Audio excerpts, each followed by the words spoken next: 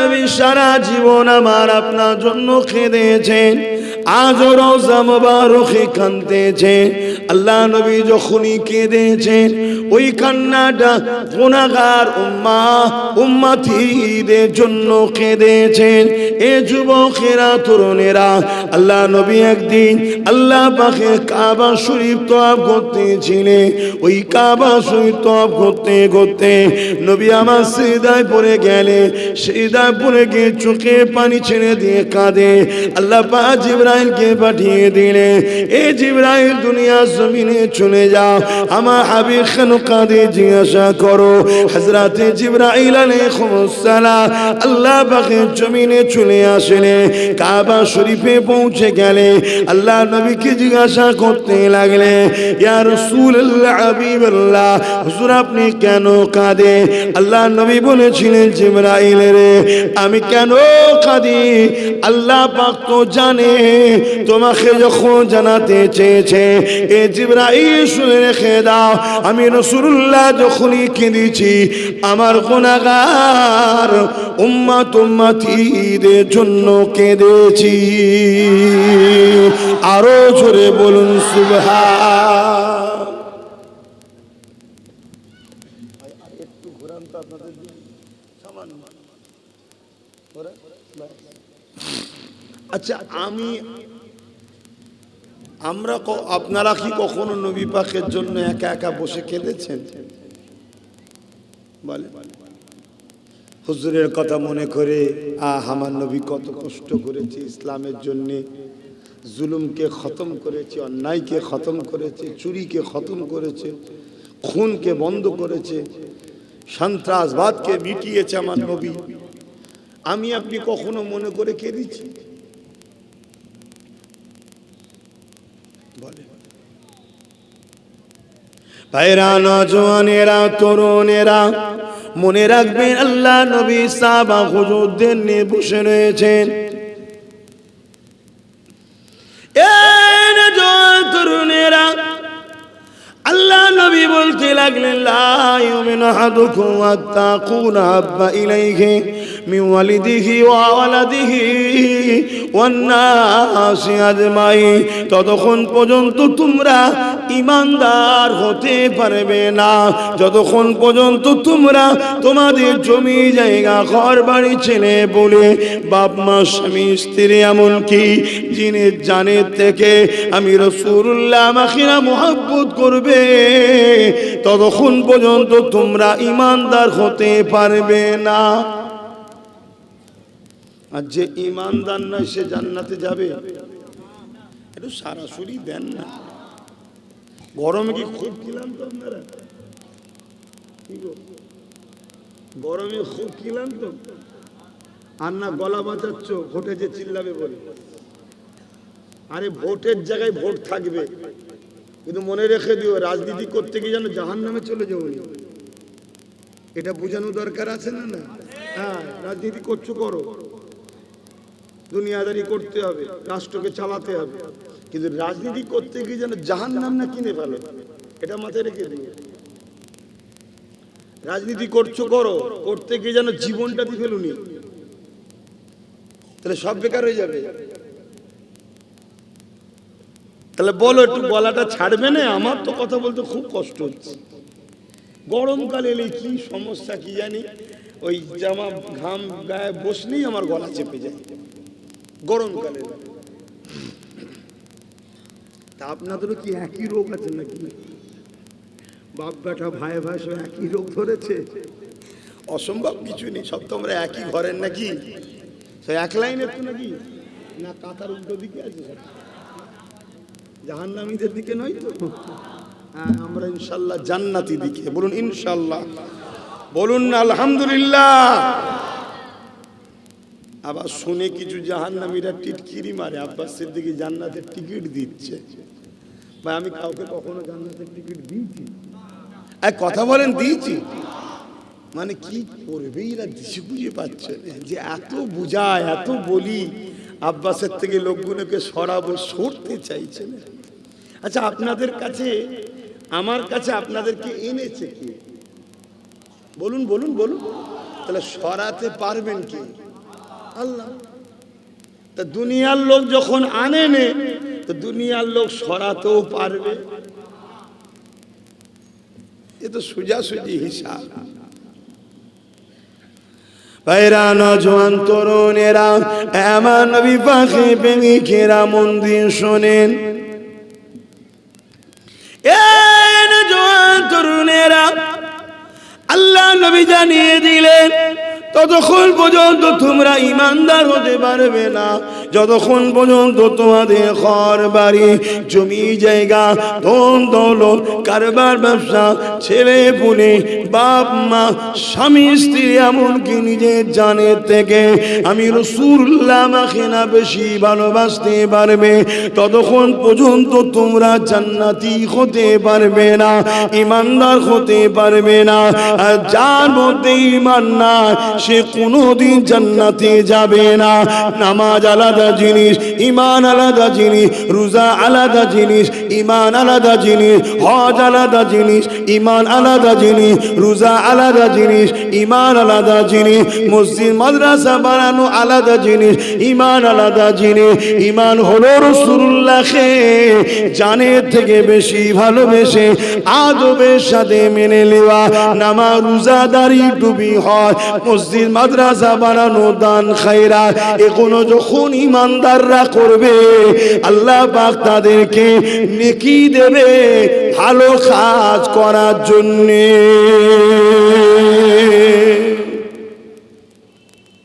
এগুলো হলো আমল, ভালো কাজ। কিন্তু কাদের জন্য আমল? আচ্ছা, মুদি যদি মসজিদ তৈরি করে নেকি হবে তো? আচ্ছা, মসজিদ তৈরি করলে হবে না? কথা বলছে না, বোঝো তো মসজিদ ভাঙছে। তুমি রাজনীতি বোঝো কি? ভাঙার জায়গায় যেমন ভাঙবে, আবার কোনো জায়গায় দিলে যদি কাজ হয় সেটা দিয়ে আবার পরবর্তীতে ভেঙে নেবে। বুঝতে পারছেন? প্রথম দেবে, দিয়ে কাজ গুছিয়ে নিয়ে আবার ভেঙে দেবে। এদেরকে চেনো? এরা কি বিষাক্ত ফুড়া। হ্যাঁ, তাহলে বলেন, মসজিদ মাদ্রাসা এখনো বা নামাজ রোজা দান খায়রাত এখনো ভালো কাজ। ইমানদার যদি এই কাজ করে তবে নেকি হবে। আর না হয় ঈমান যদি না থাকে, যেমন এবারে দেখছিলাম টিএমসির একটা মহিলা ক্যান্ডিডেট নামাজ পড়তে ঢুকেছে, দেখেছেন কি? আরে কারা দেখেছেন একটু হাত তুলে সাক্ষী দেন না রে বাবা। এই তো অনেক কটা সাক্ষী হয়ে গেছে, দেখেছেন তো? ও তাহলে ভালো কাজ করছে তো নাকি? কি হচ্ছে সমাজে বুঝতে পারছেন? বললেই তো বলবে আব্বাস সিদ্দিকী জলসায় গিয়ে রাজনীতি করে। কিছু মুনাফেক এরম আছে না? নাই? কথা বলেন। আমার তো সন্দেহ হয় এদের গোড়াতে গন্ডগোল আছে। গোড়া বোঝেন? মূল জায়গাতে এদের গন্ডগোল হয়ে গেছে। না হয় রাজনীতির নামে আমার ধর্মকে মিটানো হচ্ছে, তখন তোদের বুকে ব্যথা হয়নি। আর আমি ধর্মের স্বার্থে যা সব রাজনীতির নেতারা ধর্ম বিরোধী করছে তাদের বিরোধী করি, তখন আমার উপরে আঘাত হচ্ছে কেন? তাহলে সেই সব মুসলমানদের আমার তো সন্দেহ হচ্ছে এদের গন্ডগোলটা গোড়াতে হয়ে গেছে। যখন মূল জায়গা সেখানে তো একটু দোয়া দরুদ পড়তে হয় নাকি? না দোয়া দরুদ ছাড়াই হয়? আরে কথা বলবেন না তো, শরিয়াতের নিয়ম আছে তো নাকি?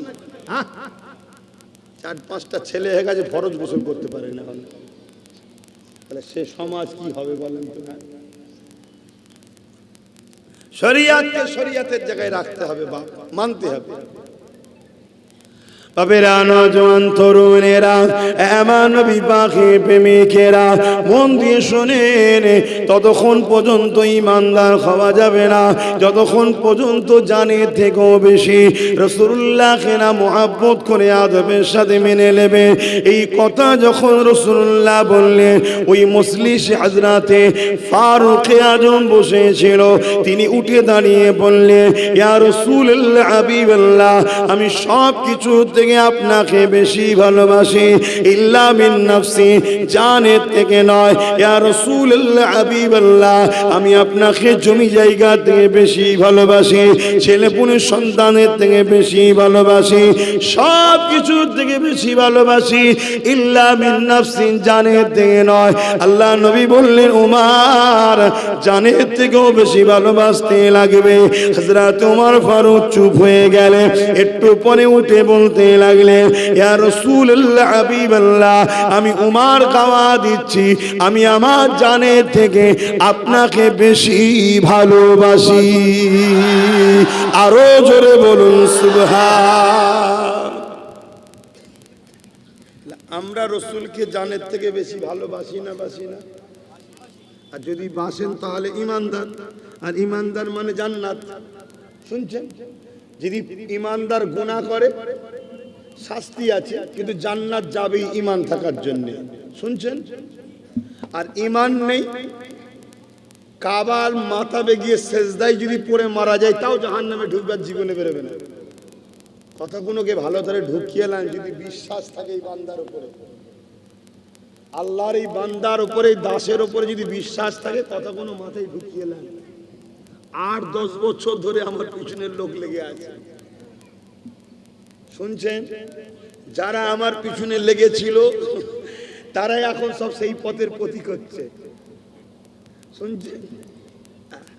আমি কিন্তু আমার জায়গায় ঠিক দাঁড়িয়ে আছি। আব্বারা কষ্ট পেচ্ছেন না তো? ভাইরা, নওজওয়ানেরা, তরুণেরা, এ নবী পাখি প্রেমিকেরা, আল্লাহ নবীকে মহব্বত করি, শুধু মুখে বললে হবে না। আপনি যেমন বাপকে মহব্বত করে, বাপের বিরুদ্ধে কেউ বললে আপনি তার পক্ষে থাকবেন না, বিরুদ্ধে যাবেন। কি কথা বলবেন তো? আপনি মাকে ভালোবাসেন, মায়ের বিরোধী কেউ করলে আপনি সেই মায়ের যে বিরোধী করছে তার পক্ষে দাঁড়াবেন না, তার বিরোধী করবেন। যদি তার পক্ষে দাঁড়েন তাহলে কিন্তু আপনি মাকে প্রকৃত ভালোবাসলেন না। আমার আজ বুঝছেন তো নাকি? ধরুন এই যে কারি সাহেবকে আমি ভালোবাসি, দেখা পেলাম, হাত ধরে ধরে নিয়ে এলাম, আসেন ভাই স্টেজে আসেন, ভালোবাসি তাই। ইমাম মানুষ, আলেম মানুষ, কারি সাহেব মানুষ। এখন ইনার বিরুদ্ধে কেউ কিছু বলছে আর আমি তার সাথেই যদি মিশি, তাহলে কারি সাহেবের মনে আমার জন্য দুঃখ হবে না? হবে না? যে কিরম ভালোবাসে আব্বাস ভাইজান আমাকে। হ্যাঁ, আমার বিরুদ্ধে যে বলছে আপনি তার সাথে মিশছেন, কি মনে হবে না? আচ্ছা একটু উল্টো দিই, কারি সাহেব আমাকে ধরুন ভালোবাসে আমার পীরের আওলাদ হিসাবে। এখন আমাকে যে গালিগালাজ করে, কারি সাহেব যদি তার সঙ্গে মেশে, আমি কিনার উপরে ভালো নজরে তাকাবো?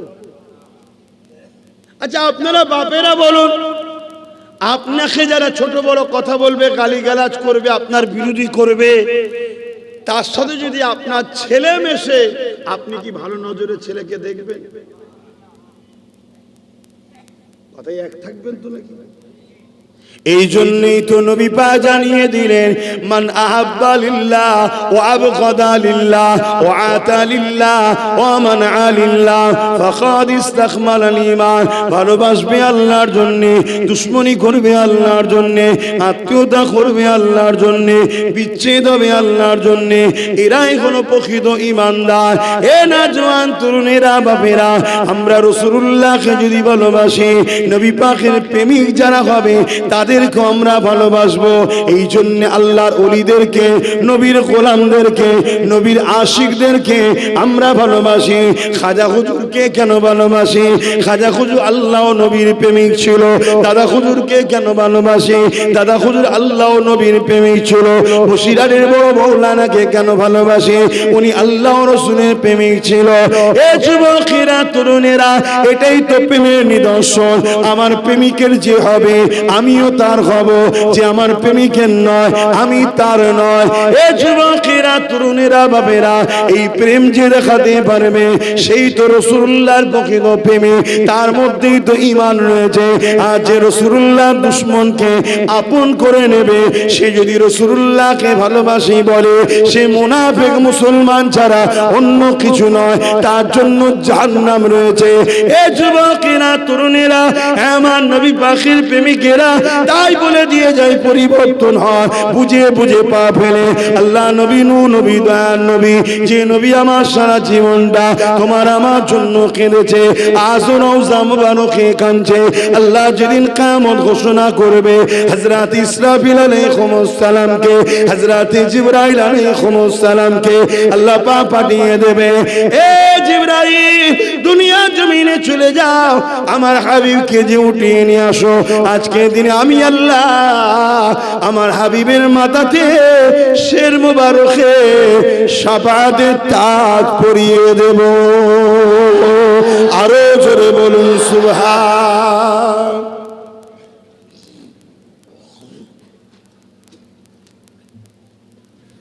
আমার নবীর শাফাআত ছাড়া কেউ জান্নাত যেতে পারবে?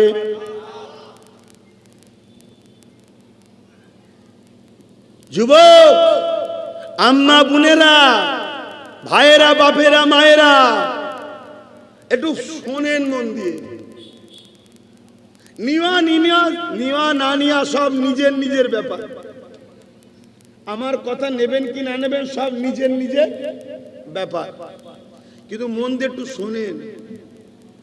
কত লোক দুনিয়ায় এলো, সব কিন্তু এক এক করে কবরে চলে গেল। আজ আমি আছি, আপনারা আছেন, একদিন চলে যাবে। আখেরাত কিন্তু বড় কঠিন হবে। একটু বুঝে বুঝে পা ফেলে, একটু বুঝে বুঝে চলে। সব জায়গায় ত্যাগ স্বীকার করা যায়, দুনিয়ায় সব সম্পর্ককে বিচ্ছেদ করা যায়, সব সম্পর্ক থেকে দূরে সরে যাওয়া যায়, কিন্তু আল্লাহ ও রসুল থেকে দূরে সরলে কপাল দুনিয়া আখেরাতে ফেটে যাবে। শুনছেন তো নাকি? আব্বাস সিদ্দিকীকে আজকে ভালোবাসি, কাল থেকে সম্পর্ক কেটে দেওয়া যেতে পারে। কথা বুঝছেন না? আমাকে আনলেন না, আমার সঙ্গে মিশলেন না, কিন্তু আমার রাসূলুল্লাহ থেকে যদি দূরে সরে যাও তাহলে কিন্তু সব বরবাদ হয়ে যাবে। হযরত জিবরাইল আলাইহিস সালাম দুনিয়া জমিনে এসে আল্লাহ পাককে আওয়াজ দিয়ে বলতে লাগবেন, ও রাব্বি আল্লাহ পাক, আপনার হাবিব কোথায় রয়েছে? আমি জিবরাইল খুঁজে পাচ্ছি না, কারণ এই জমিন সে জমিন থাকবে না, কুল্লু মান আলাইহা ফান, সব কিছু আল্লাহ ফানা করে দেবে। গাছপালা, পাহাড়, পর্বত, জমি জায়গা কিছুই থাকবে না, নতুন করে আল্লাহ বিচারের জন্য ময়দান তৈরি করবে। এই সময় সাল্লাম জিজ্ঞাসা করতে লাগবে, ও রাব্বি আল্লাহ, আপনার হাবিব কোথায়? আমি জিবরাইল খুঁজে পাচ্ছি না। আল্লাহ ওই সময় বলতে লাগবে, এই জিবরাইল, দুনিয়া জমিনে কান লাগিয়ে লাগিয়ে শোনো, যে জায়গা থেকে দেখবে কান্নার আওয়াজ আসছে, ওই জায়গাতে কান লাগিয়ে লাগিয়ে লাগিয়ে দেখো, যে জায়গা থেকে দেখবে কান্নার আওয়াজ আসছে, ওই জায়গাতে আমার হাবিব তিনার গুনাহগার উম্মত উম্মতিদের জন্য কাঁদতেছে। আরো জোরে বলুন সুবহান। এই নবীকে মহব্বত করেন না? আজও আমাদের জন্য কাঁদছে। সেই নবীর দিনের যারা দুশমন হবে তাদেরকে আমরা আপন করতে পারি? সেই নবীর যদি দিনের দুশমন আমার ভাইও হয়ে যায়, সেই ভাইয়ের সঙ্গে সম্পর্ক রাখা যেতে পারে? খুব সাবধান। আজ পুরো দুনিয়া জুড়ে ষড়যন্ত্র চলছে ইসলাম ও মুসলমানকে মিটিয়ে দিবার। প্যালেস্তাইন আমাদেরকে মিটানো হচ্ছে, মসজিদ আকসাতে বোম চার্জ করা হচ্ছে, সুদানেতে মুসলমানদেরকে গণহত্যা করা হচ্ছে। আমার ভারতবর্ষের গুজরাট থেকে শুরু করে, উত্তরপ্রদেশ থেকে শুরু করে সর্ব জায়গাতে মুসলমানদের উপরে হত্যা লীলা চলছে। মসজিদ মাদ্রাসাকে পর্যন্ত শেষ করে দেওয়া হচ্ছে। 2002 গুজরাটের মতো দাঙ্গাতে যার হাত রঙিন হয়ে রয়েছে, তাকে ফুলের মালা পর্যন্ত আমার রাজ্য সরকার পাঠিয়েছিল, মনে আছে না? এদের সবাইকে দেখতে আলাদা লাগতে পারে, এদের সবার মূল জায়গা হচ্ছে একটাই, ইসলাম ও মুসলমানকে মিটিয়ে দাও। কোন কোন জায়গায় ডাইরেক্ট, আর কোন কোন জায়গায় সংখ্যা যেখানে বেশি আমরা, ওখানে ডাইরেক্ট নয়, ওখানে একটু ইনডাইরেক্ট। আস্তে আস্তে ভালোবাসা জন্মে ঘরে ঢুকছে, আস্তে আস্তে প্রীত তৈরি করে কাছে আসছে, তারপরে নিয়ে যে মেরে ফেলার প্ল্যান করছে। উদাহরণস্বরূপ, যেখানে সংখ্যা কম আমাদের, সেখানে ডাইরেক্ট জোর করে ধরে বিষ খাইয়ে দিচ্ছে, আর যেখানে আমাদের সংখ্যা বেশি একটু, সেখানে ডাইরেক্ট বিষ খাওয়াচ্ছে না, অতিথি আপ্যায়নের নামে শরবত দিচ্ছে, শরবতের মধ্যে বিষ দিচ্ছে। কথা শুনছেন তো নাকি? অসুবিধা হচ্ছে। যেমন ডাইরেক্ট উত্তরপ্রদেশে, গুজরাটে, আসামে বিভিন্ন জায়গায় ডাইরেক্ট বিষ খাওয়াচ্ছে, অর্থাৎ বিজেপি হলো ডাইরেক্ট আমাদের দুশ্মন। আর আমার বাংলায় দেখুন, শরবতের নামে তার মধ্যে বিষ। আমাদেরই দরদি, আমাদেরই আপন, আমাদেরই সবসময় সাথে থাকার দাবিদার, আমাদেরই নিয়ে বড় হয়েছে, কিন্তু আমার মসজিদের জন্য কথা বললে বলে দিল্লি চলে যাও, আমার মাদ্রাসার জন্য যখন কথা বলবো বলে দিল্লি চলে যাও। এটা কি মেনে নেওয়া যেতে পারে? তার থেকেও বড় বিষয়, আপনারা হয়তো ভুলে যেতে পারেন, আমি কিন্তু ভুলে যাইনি। এক নারী সুরাতে এক চরিত্রহীন বিজেপির কোন এক এমপি, নূপুর শর্মা তার নাম, হযরত নবী মুহাম্মদ সাল্লাল্লাহু আলাইহি ওয়াসাল্লামের পরিবার নিয়ে নোংরা কটূক্তি করেছিল, মনে আছে? জোরে বলুন, মনে আছে? ওই সময় ধর্মপ্রাণ মানুষ তাম বিশ্ব জুড়ে আন্দোলন করছিল। আমার ভারতবর্ষের বিভিন্ন রাজ্যে আন্দোলন হচ্ছিল, আমার বাংলাতেও আমরা যারা নবীকে ভালোবাসি, সংবিধান অধিকার দিয়েছে, আমরাও আন্দোলন করছিলাম। ওই সময় বাংলার প্রাক্তন মুখ্যমন্ত্রী মমতা ব্যানার্জি কি বলেছিল? ট্রেন ধরে দিল্লি গিয়ে আন্দোলন করো, এখানে নয়, বলেছে না বলেনি? তাহলে আজকে ভাইপোকে ধরতে এলে আন্দোলন হবে বাংলায়, কোন টিএমসি নেতা মন্ত্রীকে ধরতে এলে, এক কথায় চোরাদের ধরতে এলে আন্দোলন হবে বাংলায়। কোন যদি কিছু সমস্যা হয় তার জন্য আন্দোলন হবে বাংলায়। টাটা কারখানাকে তুলে দিবার জন্য রোড বন্ধ করে হাজার হাজার কোটি টাকা সম্পদ নষ্ট করে এই বাংলায় আন্দোলন হতে পারে। আর আমাদের জানের থেকে প্রিয় নবী মুহাম্মদ সাল্লাল্লাহু আলাইহি সাল্লামের উপরে ওই চরিত্রহীন নারী যখন আঘাত দিয়েছিল, তার বিরুদ্ধে যখন আমরা আন্দোলন করছিলাম, এই বাংলার টিএমসি গভর্নমেন্ট বলেছিল ট্রেন ধরে দিল্লি চলে যাও। দিন আর তাহলে আমাদের কাছে যদি নবী আগে হয়, নবীর প্রেম যদি হৃদয়ে থাকে, আজকে তাহলে আমাদেরও বলা দরকার, ভোট আমাদের কাছে আশা করো না, কেন আমরা নবী মুহাম্মদ রাসূলের গোলাম। আমার নবীর হয়ে বাংলায় কথা বললে যদি তোমার বুকে ব্যথা হয়, আমার নবীর হয়ে আন্দোলন করলে তুমি যদি ট্রেন ধরে দিল্লি যাবার পরামর্শ দাও, তাহলে তোমার মতো অপদার্থকে আমরা ভোট দিয়ে বেঈমান হতে রাজি নয়, এটা বলা কি অন্যায় হবে? দরকার আছে না? হাত তুলে সাক্ষী দাও, কারা বলতে পারবে? কারা বলতে পারবে? হাত লম্বা করে চলো। এ কথা যে বলতে পারবে না, আমার মনে হয় তুমি নিজেকে প্রশ্ন করো, তুমি বেঈমান কাফের ছাড়া আর কিছু না।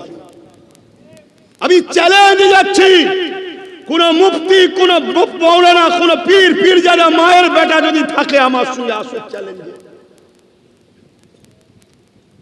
তোরা এত বড় নেমো খারাম, তোরা এত বড় গাদ্দার, তোরা 1000-2000 ভিক্ষাতে তোর এই শয়তানের পক্ষে দাঁড়াতে মন যায়, আর আমার রাসূলুল্লাহর উপরে যখন আঘাত দেয়, আমরা যখন কেসের ব্যবস্থা করি, কোরআনের উপরে যখন আঘাত দেয়, এই পাশে ফোরপা শয়তানটা কোরআনের বিরুদ্ধে যখন বলল, আমরা হাজার হাজার মামলা করলাম, প্রাক্তন রাজ্য সরকার টিএমসি গভর্নমেন্ট তাকে অ্যারেস্ট করেছে, জোরে বলেন। আর ওয়াকাফের জন্য নওশাদ রাস্তায় আন্দোলন করতে নেমেছিল, তাকে নিয়ে যে জেলে ভরে দিল। মানুষের জন্য কথা বলতে গেল, আবার 42 দিন জেলে ভরে দিল। কথা মাথায় ঢুকছে না? ঢুকে নেই। তুমি সন্ত্রাসকে শক্তিশালী করবে, তুমি রসুলের দুশ্মনকে শক্তিশালী করবে, তুমি কোরআনের দুশ্মনকে শক্তিশালী করবে। যে বলেছে কোরআন শেষ হয়ে যাবে, সে কোরআনের দুশ্মন নয়। ঈমানদার কখনো কোরআনের দুশ্মনকে সাপোর্ট করতে পারে না। যেমন আমরা বিজেপিকে সাপোর্ট করতে পারি না, বিজেপিরই সব থেকে বড় দালাল এই টিএমসির মমতাকে সাপোর্ট করতে আমরা কোনোদিন পারি না ঈমানদাররা। এই কথাটা আমার বাপ, আমার মা, আমার ভাই, আমার বোনেদের বোঝানো দরকার আছে না? না, অনেকে বলছে এখন ভোটের সময় চলছে, এখন কেন বলছো? আরে আমার দুঃখের দিনে তুমি আমাকে ট্রেন ধরে দিল্লি যেতে বলেছিলে, আমার ওয়াকাফের সময় তুমি দিল্লি যেতে বলেছিলে। আজকে তো তোদের বিষয়ে কথা বলা এই সময়তেই দরকার। শুনে রেখে দাও যুবক, আজ আমার কথা শুনে তোমার ভালো নাও লাগতে পারে, আজ আমার কথা শুনে তুমি নাও নিতে পারো, আমার কোনো অসুবিধা নেই। আমার অসুবিধা, আমার নবী ছিল, আছে, থাকবে। আমার আল্লাহ ছিল, আছে, থাকবে। আমার ইসলাম ছিল, আছে, থাকবে। আমার কোরআনকে মিটাতে অনেকে চেষ্টা করেছে, যারা চেষ্টা করেছে তারা মিটে গেছে। আমার কোরআন আজও আছে। আমার কোরআন কিয়ামতের দিনে কোরআনের প্রেমিকদের শাফাআত করে জান্নাতে নিয়ে যাবে। জোরে বলুন সুবহানাল্লাহ।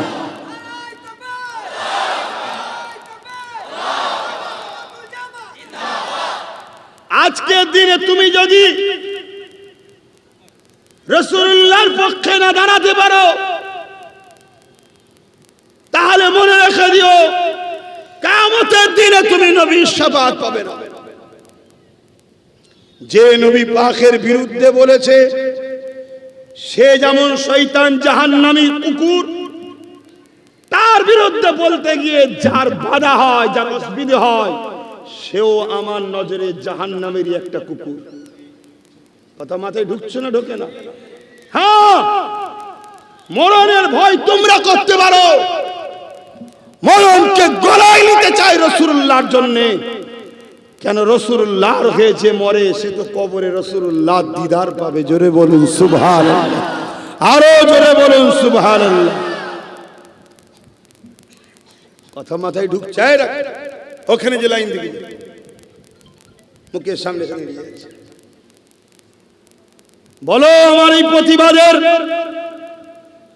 এই প্রতিবাদটা আমার কি অন্যায় হচ্ছে করা? আওয়াজ দিয়ে বলো, অন্যায় হচ্ছে?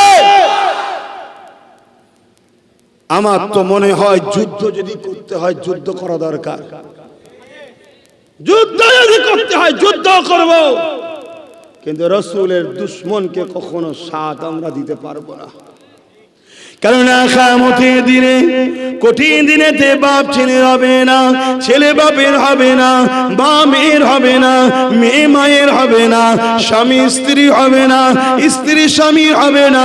এত কঠিন দিন হবে যেদিন মাথায় এক বেগদা ইখতিলাফাত পড়ে আল্লাহ বা সূর্যকে নামিয়ে দেবে। সূর্যের 12 গুণ তাপ বেড়ে যাবে। 1 গুণ তাপে কোটি কোটি মাইল দূরে রয়েছে, এই তাপ সহ্য করা যাচ্ছে না। সেদিন মাথায় ফেরাক বেগদা ইখতিলাফাত উপরে আল্লাহ নামিয়ে দেবে। সেই দিন কি করে সহ্য করবে? ওই সূর্যের তাপেতে মাথা খিলগুলো গলে গলে ঝরে ঝরে পড়বে। ওই সূর্যের তাপেতে লোহা যেমন আগুনে দিলে পুড়ে লাল হয়ে যায়, জমিনটা পুড়ে লাল হয়ে যাবে। মানুষ দাঁড়াতে পারবে না। ছেলে বাপকে জোর করে জমিনে শুয়াবে, তার বুকের উপরে পা দিয়ে দাঁড়িয়ে যাবে। বাপ ছেলেকে জমিনে শুইয়ে তার বুকের উপরে পা দিয়ে দাঁড়িয়ে যাবে। এ যুবকেরা, আমার আম্মা জানেরা, আমার বোনেরা, আর মুনাফিক চিনতে শেখো, গোস্তাখে রাসূলদেরকে চিনতে শেখো। এ যুবকেরা, না ওই কঠিন দিনে তোমাকে বাঁচাবার কোনো দাদা দিদি থাকবে না, কোনো নেতা খেতা ওই দিনেতে কাউকে দেখা যাবে না। কেন জালিম যারা হবে জাহান্নামে আগে চলে যাবে, অত্যাচারী যারা হবে জাহান্নামে চলে যাবে। তাদের কাতার তো আলাদাই হবে। এ যুবকেরা, তরুণেরা, বাপেরা, ওই কঠিন দিনেতে কেউ কারো হবে না। ওই সময়টা আমিন আল্লাহ মুহাম্মদ রাসূলুল্লাহ আল্লাহ পাকের কাছে ফরিয়াদ করবে, ইয়া রাব্বি হাবলি উম্মতি উম্মতি উম্মতি উম্মতি। আরো জোরে বলুন সুবহান। সেই নবীর জন্য জান দিতে পারবো বলছি, আর জান না দিতে পারলে, জানের থেকে বেশি মহব্বত না করতে পারলে ঈমানও তো না। সেই নবীর বিরুদ্ধে কেউ চরিত্রহীন নারী কিছু মন্তব্য করবে, আর তার বিরুদ্ধে আমি কথা বলতে যাব, আর আমার রাজ্য সরকার বলবে ট্রেন ধরে চলে যাও, ওখানে না হয় তেল পুলিশ হবে, কেস হবে, মামলা হবে। তাহলে মনে হয় ওরই বিরুদ্ধে আন্দোলনকে রুখতে চাইছে না চাই না? তাহলে ওর দলের লোক নয়। উচিত তো আরো শাবাশি দিও, হ্যাঁ বেশি করে বল। কেন বিজেপির বিরুদ্ধে আমিও তো, তুই যখন বিজেপির বিরুদ্ধে আন্দোলন করছিস আমার সম্পূর্ণ সহযোগিতা থাকবে, আরো কর। এদিকে আমার বাংলার কালচারই নয়, সেই কালচার হঠাৎ করে বাংলায় ঢুকলো, অস্ত্র তস্ত্র নিয়ে মানুষের দোকান টুকান পুড়িয়ে ভেঙে চুরে রোড অবরোধ করে হচ্ছে। সেখানে রাজ্য সরকার পুলিশ দিচ্ছে। ভুল কথা বলছি নাকি? আর আমরা তোমাকে ভোট দেবো, আমার ভোটে তোমরা জিতবে, আর আমার মসজিদ মাদ্রাসা ওয়াকফের যখন কালা কানুন তৈরি করবে বিজেপি, সেই বিলকে তুমি সই করে ও পশ্চিম বাংলার ওয়াকফকে বিজেপির হাতে তুলে দেবে। বলো এ কোরআন মসজিদ মাদ্রাসার দুশ্মন নয়? তাহলে এই গাদ্দার গুলোকে তো এই সময় চিনা দরকার। মনে রাখবে ফাইসাল্লাহ তোমাদের হাতে না, আল্লাহর হাতে। জোরে বলো। তাহলে কোনো ভয় হুমকি চুমকি দেখে লাভ নাই। অনেকে ভয় দেখাবে, দিনের শেষে যখন সব দেখবে পরিস্থিতি খারাপ, তখন এসে একটাই কথা বলবে, সবই ঠিক আছে, বিজেপি চলে আসবে। কি বলবে? আর জোরে বলে। আচ্ছা, 2011-র আগে বিজেপি ছিল, এলো কি করে? দেশ স্বাধীনতার পর থেকে 1947-এ দেশ স্বাধীন, কথা বুঝে আসছে। তারপর থেকে 2011 পর্যন্ত বাংলায় বিজেপি আসতে পেরেছে। তো হঠাৎ করে বিজেপি বাংলায় এলো কি করে? ধরুন 1947 থেকে এই গ্রামে পাহারা দিতেন আমাদের কারি সাহেব, বুঝাবার জন্য বলছি। ইনার হাতে গ্রামের দায়িত্ব। এই গ্রামে কখনো খুন হয়নি, রেপ হয়নি, চুরি হয়নি। তার মানে এই কৃতিত্বটা তাহলে কার? বলুন বলুন, সরাসরি কারি সাহেব। আর 2011-র পর আমরা সবাই মিলে কারি সাহেবকে সরিয়ে দিলাম, দিয়ে আমাকে দায়িত্ব দিলেন, বুঝাবার জন্য বলছি। এখন আমি দায়িত্ব পাওয়ার পরে চুরিও হচ্ছে, খুনও হচ্ছে, ধর্ষণও হচ্ছে, ডাকাতও ঢুকছে, মব লিঞ্চিংও হচ্ছে। তাহলে এখন দোষটা কার? আরে আমাকে বলতে লজ্জা লাগছে, আমারই। তার মানে কি আমার সঙ্গে সেটিং আছে? 2011-তে পর্যন্ত কখনোই বিজেপিকে বাংলায় ঢুকতে দেওয়া হয়নি, তাই আসতে পারেনি। 2011-তে 1998-এ বিজেপি তৈরি করলো টিএমসিকে। সেই দলকে বাংলায় আস্তে আস্তে ফান্ডিং করে ক্ষমতায় আনলো। ক্ষমতায় আসার পর তার পুলিশ দিয়ে বিজেপিকে, আরএসএসকে আস্তে আস্তে বাংলায় জায়গা করাচ্ছে টিএমসি। কথা শুনছেন? কেন? এখানে এক চান্সে হুড়োহুড়ি করলে অসুবিধা আছে, তাই আস্তে আস্তে হচ্ছে। আজকে সেই বিজেপি আসার জন্য 20,000 30,000 করে মুসলমানের নামকে এক একটা বিধানসভা থেকে কেটে বাদ দিয়ে দিয়েছে। শুনছেন? এবার কি করে রুখবেন? ভোটই তো আপনি দিতে পারবেন, তা রুখবেন কি করে?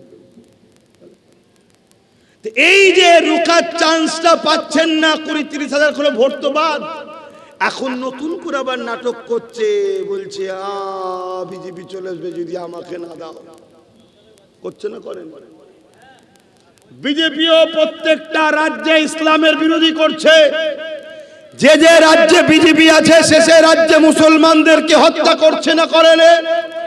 মসজিদ ভাঙছে না ভাঙে না? মাদ্রাসার উপর আঘাত দিচ্ছে না দেয় না? আমার বাংলা তো টিএমসি মসজিদ মাদ্রাসার উপরে হামলা করছে না করে না? আমার বাংলা তো গোরক্ষা বাহিনী মুসলমানকে হত্যা করছে না করে না? আমার বাংলা তো ইমামদের উপরে জুলুম হচ্ছে না হয়নি? হ্যাঁ বলবেন তুলনামূলক কম। হ্যাঁ আমিও বলছি কম। কমটার কারণ আছে, কেন এখানে 40% মুসলমান। এখানে যদি আস্তে আস্তে না মারা হয়, হুড়োহুড়ি করলে বাইচান্স হাত থেকে ফসকে গেলে আবার দিদি মুদি দুজনেই বাংলা থেকে বিদায়। শুনছেন তো নাকি? কারণ এ জাতি যদি একবার চোখ খুলে জেগে যায়, হারা ও মসজিদ ভাঙছে, ইও ভাঙছে, ও মাদ্রাসা ভাঙছে, ইও ভাঙছে, ও হত্যা করছে, ইও হত্যা করছে, এ জাতি যদি বুঝতে পেরে যায়, তাহলে 40% যদি ঘুরে অন্যদিকে চলে যায়, তাহলে না থাকবে ঘাস, না থাকবে গরু, দুজনেরই শেষ। এই জন্য আস্তে আস্তে আস্তে আস্তে মারা হচ্ছে। শুনছেন না শোনেন না? কিন্তু মনে রাখবেন, যতগুলো বিল সেন্টারে পাস হয়েছে সবকটা বিলকে সাপোর্ট করে বাংলায় লাগু করেছে এই টিএমসি সরকার। তাহলে বলুন সেটিংটা কোথায়? আর আজকে যদি বলেন আপনি জলসার মাহফিলে এসে এ কথা বলছেন কেন? একটা কারণে বলছি, একটা কারণে।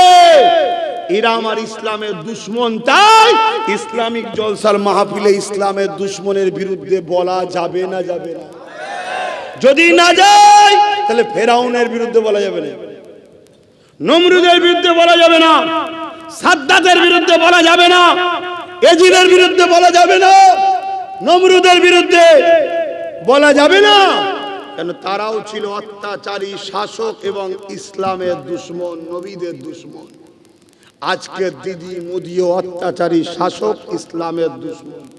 একজন হুজুর হিসাবে নবিয়ানা মেম্বারে নবীর দুশ্মনদের বিরুদ্ধে নবীর উম্মতকে সজাগ করিয়ে তাদের থেকে দূরে থেকে ঈমান বাঁচাবার জন্য চেষ্টা করা দরকার আছে না? তবেই তো জলসা। নয় জলসা করে কি হবে? যদি কাফেরই হয়ে গেল, বেঈমান হয়ে গেল, জলসা দিয়ে কি হবে? যদি কাফের বেঈমান হয়ে গেল তো মসজিদ বানিয়ে কি হবে? কাফের বেঈমানের নামাজ পড়ে কি হবে? শুনছেন? সব বক্তা মৌলভী সাহেবের সঙ্গে আব্বাসকে মিলাবেন না। আমি পেটের জ্বালায় জলসা করি না। পেটের জ্বালায় যদি জলসা করতাম মাসে একটা করলেই হয়ে যাবে। আমাকে যা দেয় মাসে একটা করলেই আমার সংসার চলে ভেসে যায়। শুনছেন তো নাকি? আমাকে কি দেয় আপনারাও তো জানেন, আপনারাই দেবেন তো। এত কত লোকের রাগ, যত রাগছে তত দেখছি বেশি করে দিচ্ছে। শুনছেন? তাহলে বলুন, আজকে টিএমসি দলের লোকেরা তাদের দলকে বাঁচাবার জন্য চিল্লাচ্ছে না চিল্লাই নে? বিজেপিরা তাদের দলকে বাঁচাবার জন্য চিল্লাচ্ছে না চিল্লাই নে?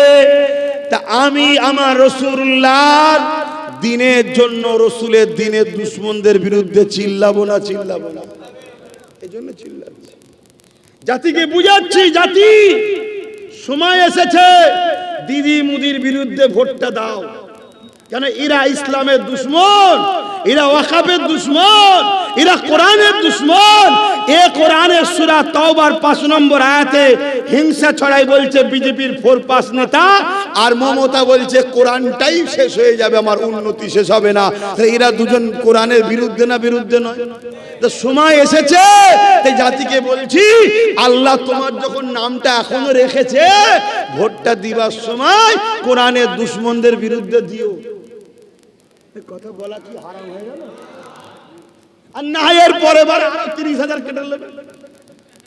আমি 2020-তে বলেছিলাম না, 2022-এ বলেছিলাম যে আমার কথা শুনলি না, ভোটে দেখবি নাম নেই। শুনছেন তো নাকি? আবার আমার বাড়ির একজন বেরিয়েছে, সে আবার বলছে হিতা ক্যাম্প আছে, হুতা ক্যাম্প আছে, মালদাই ক্যাম্প, বাঁকুড়াই ক্যাম্প, হুতা ক্যাম্প। ওই বদমাইশ ক্যাম্পগুলো করলো কে? তুই যাকে মা বলছিস সেই তো করেছে। হ্যাঁ, এই ভাই আগে নয়, ইসলাম আগে। ভাই আগে নয়, আল্লাহ রসুল আগে। শুনছেন? তুমি কি মনে করছো কি আমাকে? অত সহজ নয়। তুমি এখনো বাকি আছে আব্বাস সিদ্দিকীকে চিনতে। যদি আমায় ভুল বোঝা আলাদা কথা। আমি আমার বাপ মাকেও চিনি না আল্লাহ রসুলের আগে, ভাই তো দূরের কথা। শুনছেন?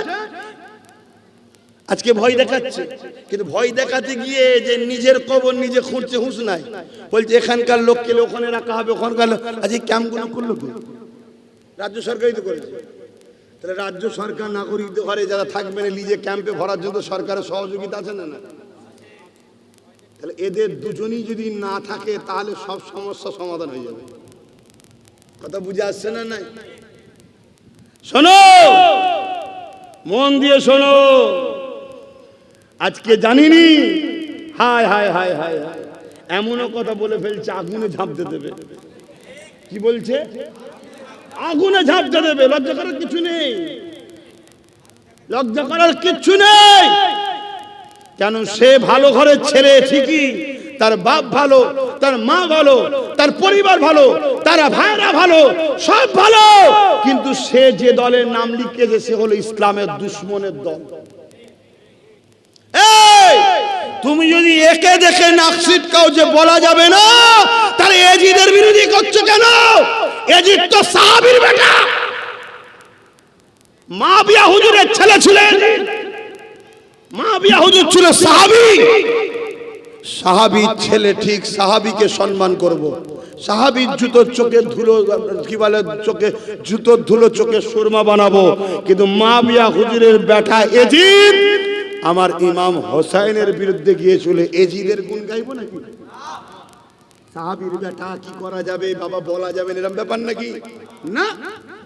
কেন? এজিদ ছিল আমার রাসূলুল্লাহর দ্বীনের দুশমন, এজিদ ছিল জালিম, এজিদ ছিল অত্যাচারী, এজিদ ছিল খুনি, এজিদ ছিল বদমাইশ।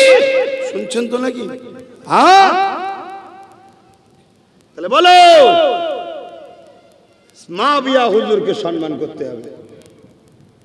লাশ তার বাপ, তার মা, তার ভাই, তার খানদানের উপর আমাদের সম্মান শ্রদ্ধা আছে, কিন্তু তুমি যে দলের নাম লিখিয়েছো ও দল তো আমার ওয়াকাফের দুশমন, আমার মসজিদের দুশমন, আমার মাদ্রাসার দুশমন, আমার কবরস্থানের দুশমন, আমার ঈদগাহর দুশমন। তুমি ফোন করছো, বলে না ঘরের লোক যদি গাদ্দার হয় ক্ষতিটা বেশি হয়। তো ঘরের লোক তো সবার নম্বর জানে না, জানে না, একসাথে উঠা বসা করেছে না করেনি। ফোন করছে, হ্যালো তোকে 2 কোটি দেবো, চলে আয়। হ্যালো তোকে প্রধানটা করে দেবো, চলে আয়। হ্যালো তোকে বিডিও কি বলে সভাপতি করে দেবো, চলে আয়। তোকে সমিতিতে দেবো, চলে আয়।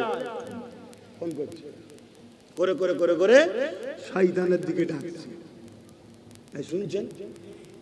তাহলে আমি চুপ করে গিয়ে দাঁতে খেলাল দিয়ে বসে থাকবো নাকি? কি বলছেন বলবেন তো, মসজিদ মাদ্রাসার পক্ষে বলবো না, তবে হ্যাঁ আল্লাহ যেন আমার ভাইকে হিদায়েত করে এই দোয়াটাও চাই। বলুন আমি। কেন? ভালো ঘরের ছেলে, সোহবতে খারাপ হয়ে গেছে, খারাপ জায়গায় পড়ে গিয়ে খারাপ হয়ে গেছে। আল্লাহ যেন তাকে হিদায়েত করে, বলুন আল্লাহুম্মা আমিন। আপনি চান না ভাইটা ফিরে আসুক? তাহলে চান যদি, তাহলে দোয়া করুন আল্লাহ যেন ওকে হারিয়ে দেয়। হেরে গেলে দেখবেন ওকে আর পাত্তা দিচ্ছেন না। শুনছেন তো নাকি? ওটা তো শুধু স্যাম্পেল,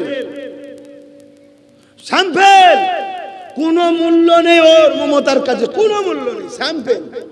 শুধু মুসলমানদের ঘরে বোকা বানাচ্ছে। এই হুজুর রে দেখেছে রে, এই আমার তাহলে হুজুর আছে, দেখ দেখ। তাহলে আমি যদি মাদ্রাসার দুশ্মন হই, হুজুর কখনো সাথ দেয়? তার মানে আমি আল্লাহর ওলি, হুজুর আমার সাথে আছে, আয় আয়। এভাবে তোমাদেরকে ধরবে বলে ওই মাছ ধরতে গেলে যেমন টোপ দিতে হয়, ওকে টোপ বানিয়েছে। আর যখন ওই টোপ খাবে না, দেখবেন ওকে আর মমতা নেবে না। তাহলে আমার ভাই তওবা তিল্লা করে আবার ফিরে আসবে না, আসবে না? এইটা কি আমার ভাইয়ের দুশ্মনী করলাম? এক কথা বলছি, দেখলেন না? দেখলেন না? আর একজন এই মুফতি সাহেব কি করছে? আল্লাহ জানে কি মুফতি। ওর যে অপশন দিয়েছে, ওই যে কি শিক্ষা টিক্ষা সব না, সেখানে দেখাচ্ছে উচ্চ মাধ্যমিক পাস। তাহলে কত ফাঁসা ফাঁসছে দেখেছেন? লোভ মানুষকে ধ্বংস কিভাবে করে। এতদিন সবাই জানতাম বড় মুফতি, বড় আল্লামা, এখন দেখছি উচ্চ মাধ্যমিক পাস। দেখেছেন আপনারা সোশ্যাল মিডিয়ায়? হ্যাঁ কি না বলবেন? দেখলেন না কত খারাপ দিকে নিয়ে চলে যাচ্ছে?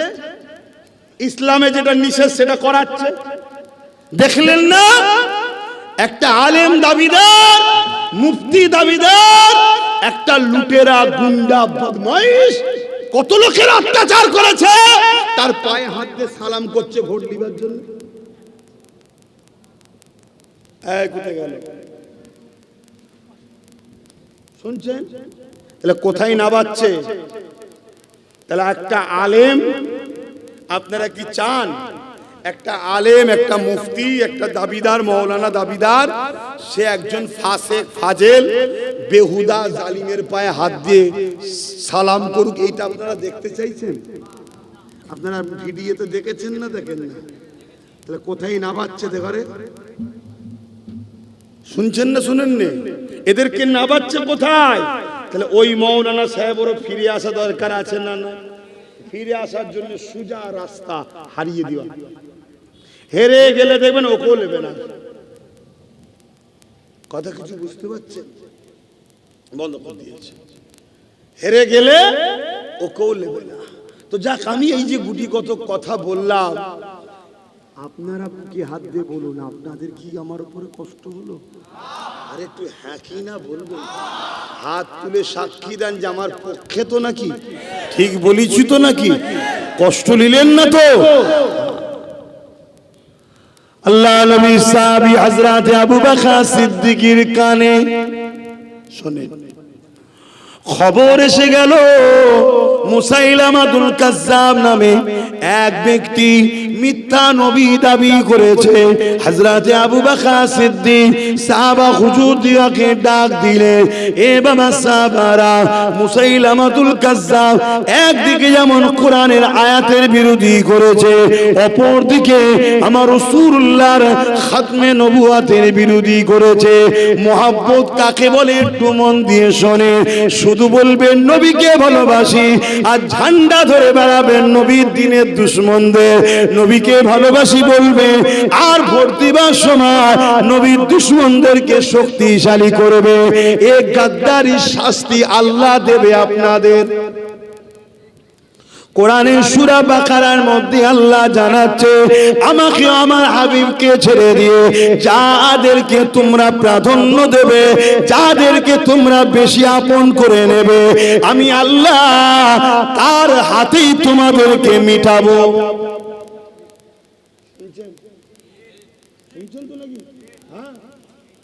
তাহলে আমরা যদি আল্লাহ ও রসুলের থেকে বাপ মাকে বেশি প্রাধান্য দিই, বাপ মার হাতেই আল্লাহ আমাদেরকে মিটিয়ে দেবে। আর কোন বাপ মা যদি আল্লাহ রসুলের থেকে ছেলেকে বেশি প্রাধান্য দেয়, ছেলে এমন বিষাক্ত করবে বাপ মাকে উঠতে বসতে পিটবে। সমাজে হচ্ছে না? হয়নি?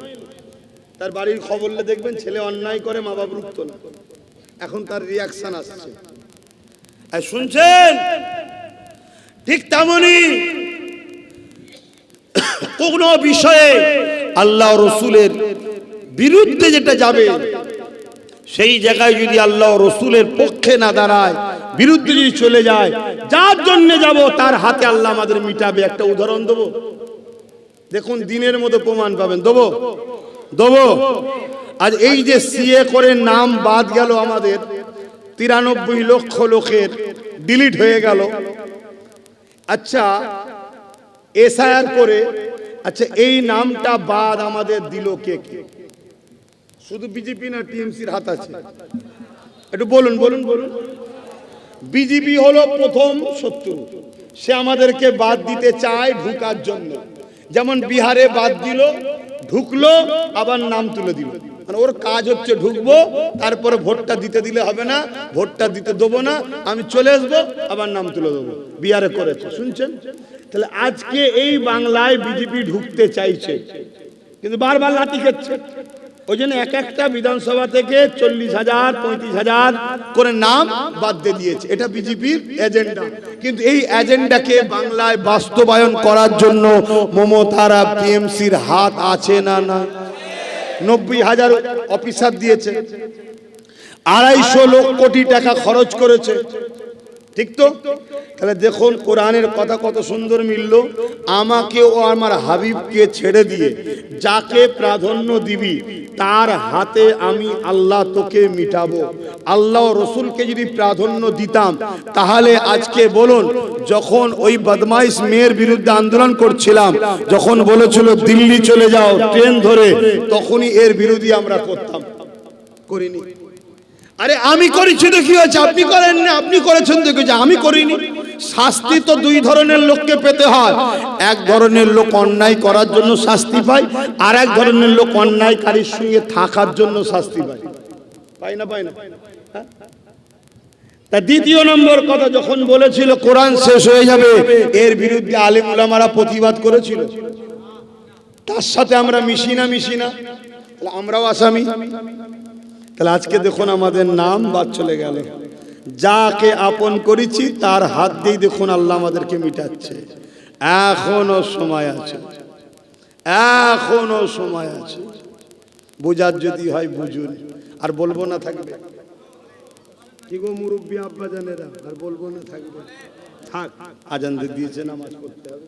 চলেন একটু সালাম দিয়ে নি। এ নবী সালাম।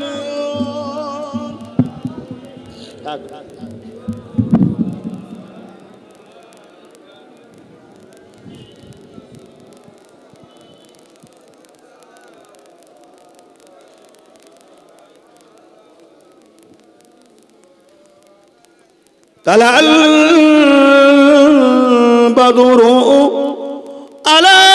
علينا من شنيات الوداع وجب الشكر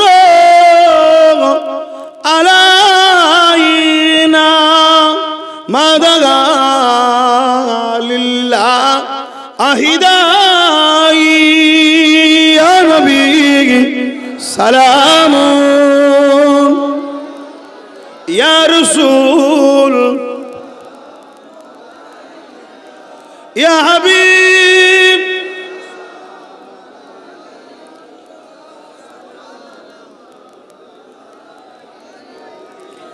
পড়িল আল্লাহ আরো বাণী, পোহালো দুঃখে রজনী, হইল জগৎ অনুরানী, আমিনার নয়নের মনি, নবী সালাম ইয়া রাসূল সালাম ইয়া হাবিব সালাওয়াতুল্লাহ। সকলে বসেন, দোয়া হবে। বালাগাল উলা বিকামালিহি কাসাবাত দুজা বিজামালিহি حسنت جميع صالح صلوا عليه وآله اللهم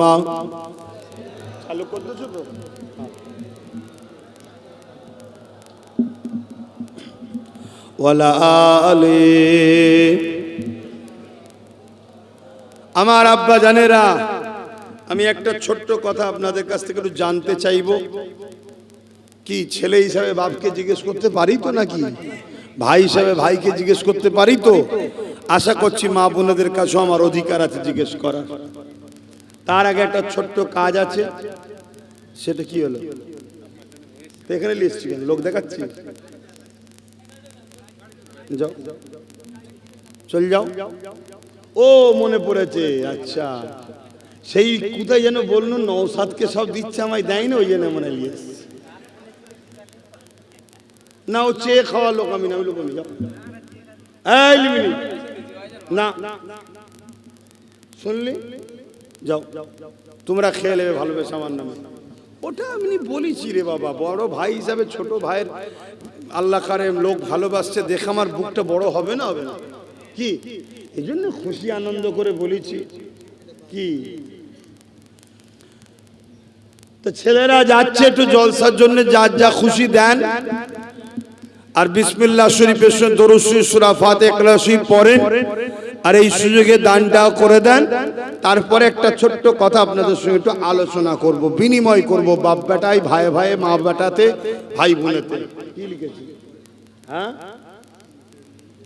আচ্ছা ঠিক আছে, পানি আছে তো? হ্যাঁ খুলে দিন। কই কোথায় গেল কমিটি ছেলে? তাতে যাও, তাতে যাও, দেখো দেন, পকেটে হাত দেন, যার যা খুশি দেন। নেই মুরব্বী নেই তো দেবেন তো, হয় দেখে দেন, কিছু কিছু দেবেন তো, এই দেবেন তো, পকেটে হাত দেন, কিছু কিছু করে দেন। টুপিতে কেন বয়স দিন?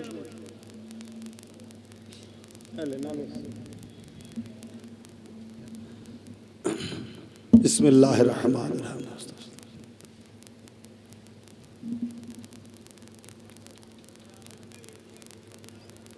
মাথা যন্ত্রণা করছে গরমে, এই গরমে বাচ্চাদেরকে সাবধানে রাখবেন।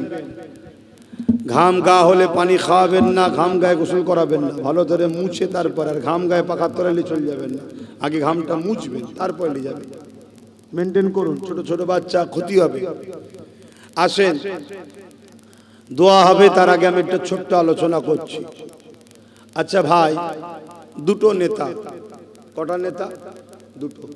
একজন আমার কোরআনের বিরুদ্ধে, ওয়াকাফের বিরুদ্ধে, মসজিদ মাদ্রাসার বিরুদ্ধে, আর একজন কোরআনের দুশ্মনের বিরুদ্ধে কেসও করছে, ওয়াকাফকে বাঁচাবার জন্য লড়ছে।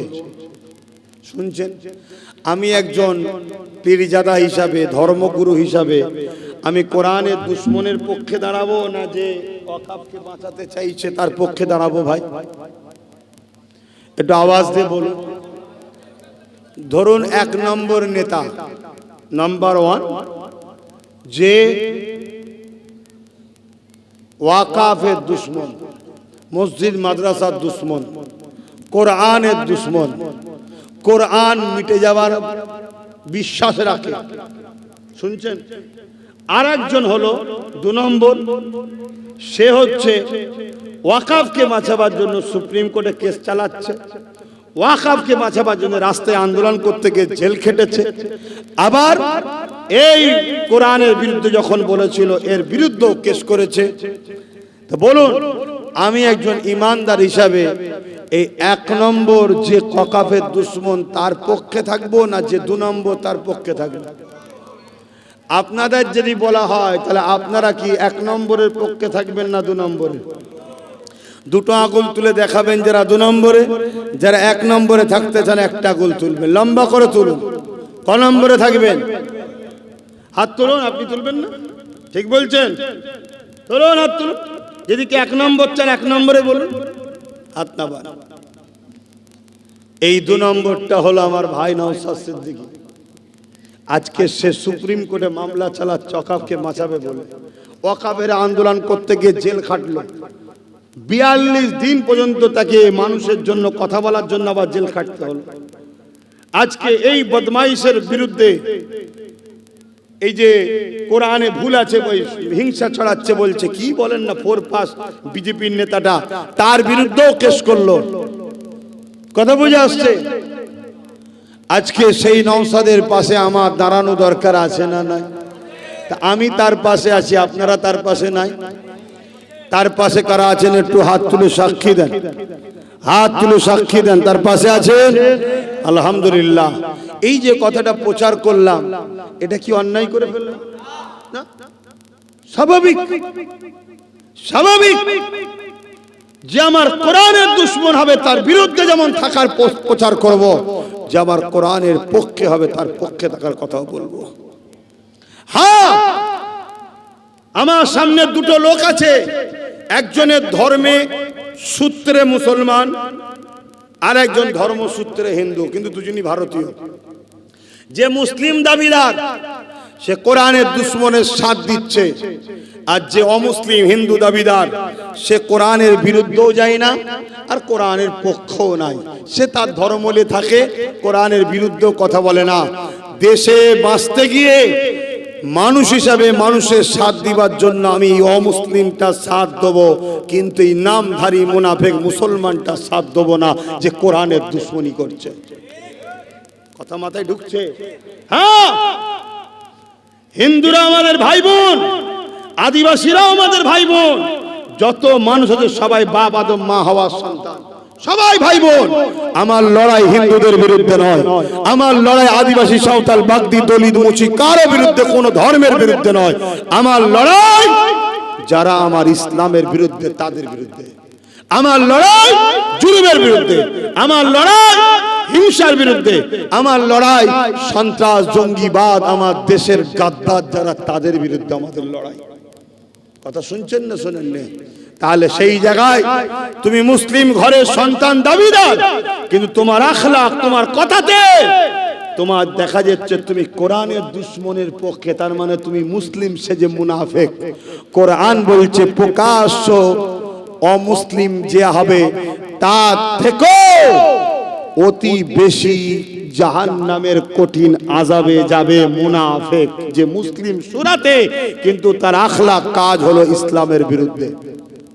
আমি বুঝাতে পেরেছি? এই জায়গায় দাঁড়িয়ে থেকে আমি আমার জাতিকে কেন এই কথাগুলো বললাম, এর পিছনে হাদিস দুটো বলবো, বলে দোয়া করে দেবো। দুটো হাদিস বলবো, দোয়া করে দেবো। প্রথম নম্বর হাদিস মুসলিম শরীফের। আল্লাহ নবী বললেন, তোমার ঈমান আছে না নাই বুঝবে কি করে? ঈমানের লক্ষণ কি?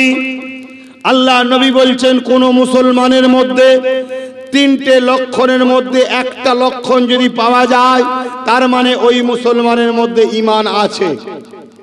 কিরকম? আল্লাহ নবী বলছেন, যুবকরা মন দিয়ে শোনো, প্যান্ট শার্ট পরা, দাঁড়ি চাচা, গান শুনেছো, মেলায় গেছো, ফাংশনে গেছো, এখনো কেউ তোমাকে কাফের বেঈমান বলতে পারবে না, গুনাহগার। শুনছো? কাল তওবা করার সুযোগ আছে, পরিবর্তন হবে, নামাজি হবে, দাড়িওয়ালা হবে, হাজি হবে, আল্লাহ চাইলে জান্নাতে যাবে। জোরে বলুন সুবহানাল্লাহ। কিন্তু ইসলাম, কোরআন, রাসূল, আল্লাহর বিরুদ্ধে যদি যাও, বেঈমান কাফের হতে হবে। শুনছেন? দুঃখের বিষয় বললাম, 73 দলও মুফতি আছে। 73 দলে কি আছে? মুফতি আছে। ওই মুফতিরা বেঈমান নেতাদের জন্য ফতোয়াবাজি করে, আল্লাহ ও রাসূলের দ্বীনের জন্য ফতোয়াবাজি করে না। এই বেঈমান নেতারা কখনো যখন কেউ বলে মসজিদে জুম্মার দিন হিংসামূলক, উগ্র, সাম্প্রদায়িক, উস্কানিমূলক বক্তব্য যেন না দেওয়া হয়, মসজিদের উপরে এত বড় দাগ লাগানো হচ্ছে, এই বেঈমান মুফতি মাওলানার মুখে কথা পাওয়া যায় না যে আপনি এটা ভুল বলছেন। কিন্তু যখন ওর বিরুদ্ধে আমি বলবো, তখন মুফতি মাওলানা বেঈমান গুনাহ আমার বিরোধী করে। শুনছেন? সেদিন হতভাগা আকবর দ্বীনে ইলাহি লিখেছিল, তার পক্ষে অনেক আলেম উলামা মুফতি ছিল, মুজাদ্দিদ আল-পেশানি আলহামদুলিল্লাহ তার গুটি কতক শিষ্য অনুসারীদের নিয়ে আকবরের বিরুদ্ধে একাই লড়ে এগিয়ে গেছে। জোরে বলুন সুবহানাল্লাহ। তো ভাইরা আমার, তাহলে রাসূল বললেন ঈমান আছে না নাই? কোন মুসলমানের মধ্যে এই তিনটে লক্ষণের মধ্যে একটা লক্ষণ যদি পাওয়া যায় তার মধ্যে ঈমান আছে। কি? আল্লাহ নবী বললেন, অন্যায় দেখলে কোন মুসলমান যদি হাত দিয়ে রোখে জানবে তার ঈমান হলো এ ক্যাটাগরির ঈমান। যদি হাত দিয়ে রুখার লক্ষণ না থাকে তাহলে দ্বিতীয় লক্ষণ যেন মুখ দিয়ে প্রতিবাদ করে অন্যায়ের, তার মধ্যে ঈমান আছে দ্বিতীয় স্তরের ঈমান। যদি মুখ দিয়ে প্রতিবাদ করতে না পারে, রাসূল বললেন অন্তর থেকে কমসে কম ঘৃণা করে যেন দূরে সরে যায়, তার মধ্যে ঈমান আছে। কিন্তু রাসূল বললেন এটা খুবই দুর্বল, কিন্তু ঈমান আছে। কিন্তু কোন মুসলমান অন্যায় দেখলো, হাত দিয়ে রুখলো না, মুখ দিয়ে প্রতিবাদ করলো না, অন্তর থেকে ঘৃণলো না, ঘৃণা করলো না, আর তাকে শক্তিশালী করার জন্য তাকে ভোট দিচ্ছে, সাথ দিচ্ছে, সহযোগিতা করছে, বাহবা করছে, রাসূলের হাদিস অনুযায়ী তার মধ্যে ঈমান। জোরে বলেন। তাহলে আমার জাতিকে বাঁচাবার জন্য ওয়াজ করা দরকার আছে না? এক নম্বর হাদিস বললাম। দ্বিতীয় হাদিস পাবেন কোথায়? মুসলিম, এটা বললাম মুসলিম শরীফ। এই হাদিসটা পাবেন কোথায়? মিশকাত শরীফ। মিশকাত শরীফের মধ্যে আল্লাহ রাসূল বলছেন, কোন মুসলমান যদি জালিম অত্যাচারী জানার পর তাকে শক্তিশালী করার জন্য তার সাথ দেয়, ওই মুসলমানটা ইসলাম থেকে বেরিয়ে যাবে। বিজেপি অত্যাচারী জালিম না জালিম নয়?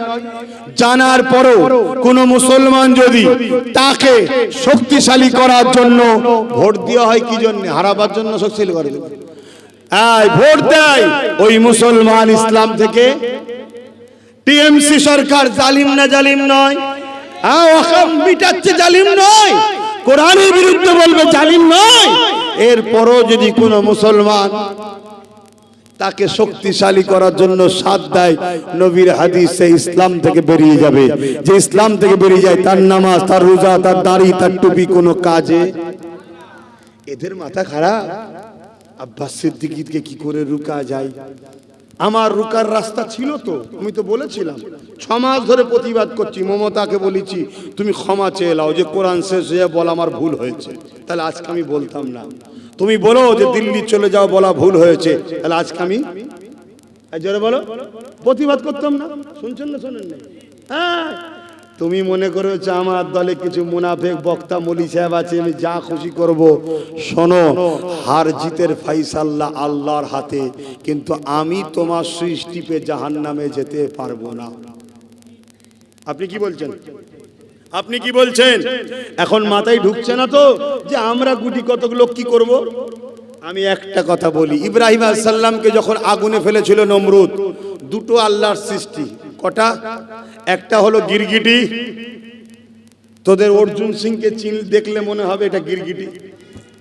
অর্জুন সিং কখন কোন দলে থাকে কোনো ঠিক নেই, মানে গিরগিটির মতো রং পাল্টায়, কখনো গেরুয়ায়, কখনো জোড়া ফুলে, কখনো পদ্ম ফুলে, কখনো জোড়া ফুলে, কখনো পদ্ম ফুলে। এই অর্জুন সিংকে চিনিস নি? আর এক শয়তান। চেনেন না? চেনেন না? হ্যাঁ, তো সেই জায়গায় ওই যে লাপালাপি করছে, তা গিরগিটি সে ফু দিচ্ছিল আগুনে যাতে ইব্রাহিম নবীর আগুন ধরে। আচ্ছা, গিরগিটির ফুঁয়েতে কি আগুন বাড়বে? আর আজনাই বলে একটা সৃষ্টি, সে চোঁচে করে পানি লেসে আগুনে দিচ্ছে। আজনাই 2-4 ফোঁটা পানিতে কি আগুন বন্ধ হবে? কিন্তু আজনাই প্রমাণ দিল আমি ইব্রাহিম নবীর সাথে, আর গিরগিটি প্রমাণ দিল আমি ইব্রাহিম নবীর বিরুদ্ধে। আল্লাহ তাই হুকুম করে দিল আজনাইকে মারা জায়েজ, আর ইব্রাহিমের পক্ষে গিরগিটি প্রমাণ দিল আমি ইব্রাহিমের বিরুদ্ধে। তাই আল্লাহ বললেন গিরগিটিকে মারা জায়েজ, আর আজনাই প্রমাণ দিল আমি ইব্রাহিম নবীর পক্ষে। আল্লাহ বললেন একে মারা না জায়েজ, মারা যাবে না। তাহলে আজ আমি যখন ভোট দিতে ঢুকবো, সুইচটা টিপার সময় আমার হৃদয়টা বলবে, আর আল্লাহ দেখছে যে আল্লাহ এই সরকার থেকে এতদিন ভোট দিয়েছিলাম, আজকে দিচ্ছিনি কেন? এ বলেছিল কোরআন শেষ হয়ে যাবে, এ বলেছিল ওয়াকফের আন্দোলন দিল্লি গিয়ে করো, এ বলেছিল মুহাম্মদ সাল্লাল্লাহু আলাইহি ওয়াসাল্লামের বিরুদ্ধে যখন সেই জালিম মহিলা বলেছিল জপুর শর্মার বিরুদ্ধে আন্দোলন করছিলাম, এ বলেছিল ট্রেন ধরে দিল্লি চলে যাও। তাই তোমার হাবিবেরও কোরআনের দুশ্মন বলে একে ভোটটা দিলাম না। তোমার ভোটে কি হবে তোমার জানার দরকার নেই, তুমি ইমানদার প্রমাণটা দিলে। আল্লাহ যদি গিরগিটিকে মারা জায়েজ করে আর ইব্রাহিমের পক্ষে থাকাতে কোনো উপকার না হওয়ার পরও আল্লাহ যদি আজনাইকে মারা নাজায়েজ করে দেয়, তাহলে আমরাও তো আশা রাখতে পারি আল্লাহ এর বিনিময়ে পরকালে আমাদেরকে মাফ করে দিতে পারে। যে আমি এজন্য ওকে দিইনি, এতদিন দিয়েছিলাম, আজ দিলাম না, উদ্দেশ্য কি? আল্লাহ ও রাসূল। শুনছেন তো নাকি? আর না মাথার মধ্যে ঢুকছে রাজনীতি আলাদা, ধর্মনীতি আলাদা। আমার তোমার যদি ইসলামের অনুসারী যারা, তোমার আমার নিঃশ্বাস টানা ফালা সবকিছুর মধ্যেই আল্লাহর পরীক্ষা আছে। অন্য ধর্মের কথাই বলতে চাইছে না, তোমার আমার নিঃশ্বাস টানা ফেলা সব কিছুর মধ্যেই আল্লাহর পরীক্ষা। আর না হয় যখন এজিদ রাজ পাওয়ার দখল করে হোসাইন পাকের বায়াতটা নিতে ছিল, তো হোসাইন পাক বায়াত হলেন নাকি? ও অত্যাচারী, জালিম, বদমাইশ, ইসলামের দুশমন শাসক, তাই ওর হাতে এজিদ হাত দেবে না। সেদিন ছিল হাতের উপরে হাত রাখা, আর এখন হয়েছে সুইচ টিপা। কথা মাথায় থাকবে তো নাকি? আর তো না 1000 2000 বিক্রি হয়ে যাবেন। আচ্ছা যদি হন, আমার কি লস আছে ভাই? কথা বলবেন তো, কি লস আছে? কোনো লস আছে আমার? না লস নেই। আমার কিসের লস আছে? আমার ডিউটি ছিল আপনাকে জানিয়ে দেওয়া, জানিয়ে দিলাম, বাকি আপনার ইচ্ছা। আসেন তওবা করি, দোয়া চাইব। বিসমিল্লাহির রহমানির রহিম। আল্লাহ তাআলা আমি জানা অজানা ইচ্ছা সকল গুনাহ হইতে তওবা করিতেছি। আস্তাগফিরুল্লাহ রাব্বি মিন কুল্লি যামবি ওয়া আতুবু ইলাইহি। আশহাদু আল্লা ইলাহা ইল্লাল্লাহু ওয়াহদাহু লা শারীকা লাহু ওয়া আশহাদু আন্না মুহাম্মাদান আবদুহু ওয়া রাসূলুহু। লা ইলাহা ইল্লাল্লাহ মুহাম্মাদুর রাসূলুল্লাহ সাল্লাল্লাহু আলাইহি ওয়াসাল্লাম। 5 ওয়াক্ত নামাজ পড়বেন, একবার রোজা রাখবেন, মালদাররা যাকাত দেবেন, হজ করবেন, বড়দের সম্মান, ছোটদের স্নেহ করবেন, দেশটা আমাদের ভালোবাসবেন। যারা দেশদ্রোহী তাদের থেকে দূরে থাকবেন। আসুন শেষ কথা, 2002-এ যাদের বাপ বা মায়ের বা দাদু দাদির নাম আছে, যদি এমন কোনো ব্যক্তির নাম ডিলিট হয়ে যায়, আমি তাকে বলে যাচ্ছি, যদি ভরসা রাখেন, টেনশন করে জীবন দিয়ে ফেলবেন না। আপনার নাম ঘাড়কে তুলতে হবে। শুনছেন? শুনছেন? নামের আগাম শেখ, পরে শেখ, এদিক ওদিক ভুল হয়েছে, এরও সমস্যা সমাধান করতেই হবে। কেন? ওগুলো ওরা করেছে, আমরা করিনি। কিন্তু প্ল্যান মাফিক এই নামটাকে বাদ রাখা হয়েছে বিজেপিকে ঢুকাবার জন্যে। কথা মাথায় ঢুকানো হলো। আর এর পিছনে সব থেকে বড় অবদান যদি কারো থাকে, সেটা রাজ্য সরকারের। কেন? নির্বাচন কমিশনার থেকে টেনে বিচারপতির হাতে তুলে দিল। যদি নির্বাচন কমিশনের হাতে থাকতো, তাহলে নির্বাচন কমিশনার ঘেরাও করে বলতাম আগে ভোটার্স তারপরে ভোট। তার হাত থেকে টেনে কোর্টে চলে গেল, আর কোর্ট তার মতো বলে দিয়েছে যা হবে ভোটের পরে হবে। এখন তুমি নির্বাচন কমিশনার কিছু বলতে পারবে? কিভাবে আমাদেরকে বোকা বানাচ্ছে, কিন্তু আমরা বুঝছি না কেন। ওই যে 1000 টাকা, 500 টাকা দেখছেন না? আবার যুবকদের 1500 গুটকা খাবার দেখছেন না? লোভে লোভে অন্ধকার হয়ে গেছে। লোভে পাপ, পাপে মৃত্যু। যুবক বোঝ, বোঝ ভাই আমার। তাই যেসব ভাইরা বিগত দিন এই সরকারের সাথ দিয়েছিলেন, তাদেরকেও বলবো তওবা করেন, পরিবর্তন হন। আল্লাহ দ্বীনের স্বার্থে, ঐক্যের স্বার্থে, বাচ্চাদের ভবিষ্যতের স্বার্থে ঐক্যবদ্ধ হন। আপনারা খবর রাখেন কি জানি না, ওবিসি বলে একটা মুসলমানদের সংরক্ষণ আছে, জানেন? তার 12টা রাজ্য সরকার বৃদ্ধি 13টা করে দিয়েছে। আর কোনো মুসলমানের ছেলে পড়াশোনা করে চাকরি পাবে না, মুসলমানের ছেলে ভালো ভালো জায়গায় আর পড়াশোনার চান্স পাবে না। আর আগামী দিনে বুথ লেভেলে যে ওবিসি কোটায় মুসলমান দাঁড়াতো না, ওই জায়গায় আর দাঁড়াতেও পারবে না। তার 12টা বেঁচে দিয়েছে মমতা ব্যানার্জি। এই খবরও তো রাখো না। এই রাখো না বলেই তো আমায় গাল দাও। আর যদি রাখতে, তাহলে তুমি বুঝতে পারতে যে আব্বাস সিদ্দিকী তার প্রাণ প্রিয় ভাইটাকে তোমাদের জন্য 42 দিন জেল খাটিয়েছে। তোমাদের জন্য নবী ছিলেন, আমার মতো এসে জলসা করতো, আরাম আয়েশের সঙ্গে থাকতে পারত। যাক, এরপরও আল্লাহ খুশির জন্য বললাম, দিনের দায়ী হিসাবে বললাম, মানার হয় মানবে, না মানার হয় না মানবে। আল্লাহুম্মা আমিন।